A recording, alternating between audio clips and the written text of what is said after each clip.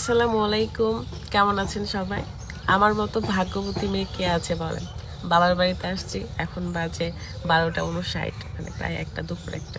রাত্রে ঘুম থেকে উঠলাম, আর ঘুম থেকে উঠে চা। তো আমার মতো ভাগ্যবতী নারী কে কে আছে যে বাবার বাড়িতে আসার পরেও এরকম শান্তিতে থাকে? শ্বশুর বাড়িতেও শান্তিতে থাকি, শ্বশুর বাড়ি আমাকে অনেক ভালোবাসা দিয়েছে, অনেক কিছু দিয়েছে।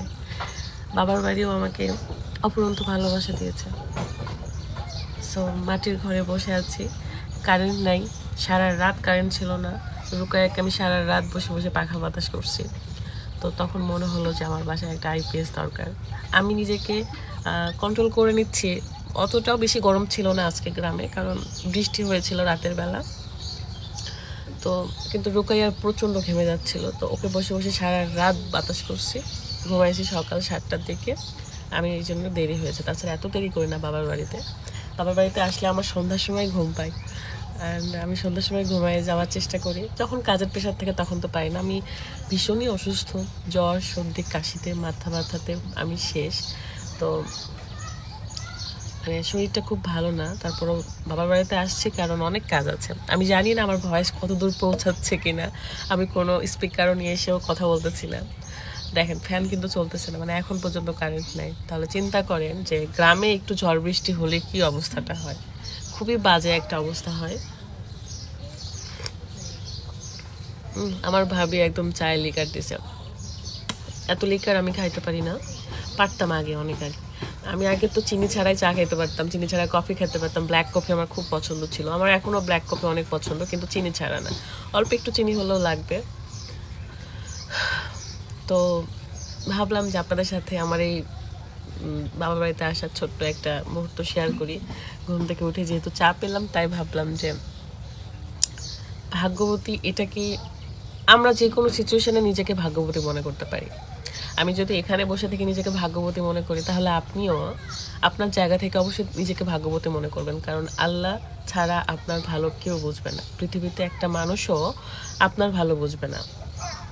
যত আল্লাহ আপনাকে নিয়ে যতখানি ভাবে বা আপনাকে নিয়ে যতখানি ভেবে রেখেছে, আপনার ভাগ্যে যা লিখে রেখেছে সেটা আপনার জন্য বেস্ট।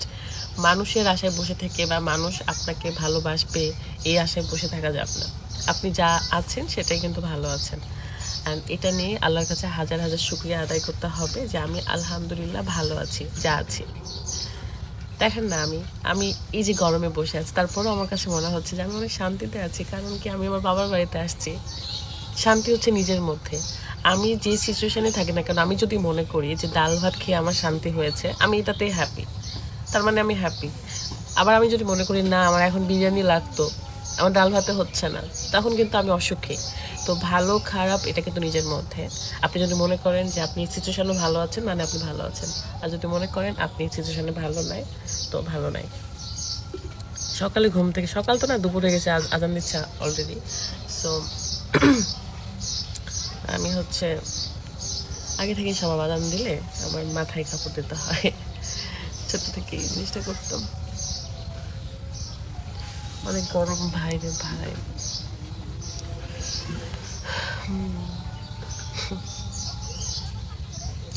ঠিক আছে, আমরা সবাই যে যার জায়গা থেকে ভালো থাকি, অ্যান্ড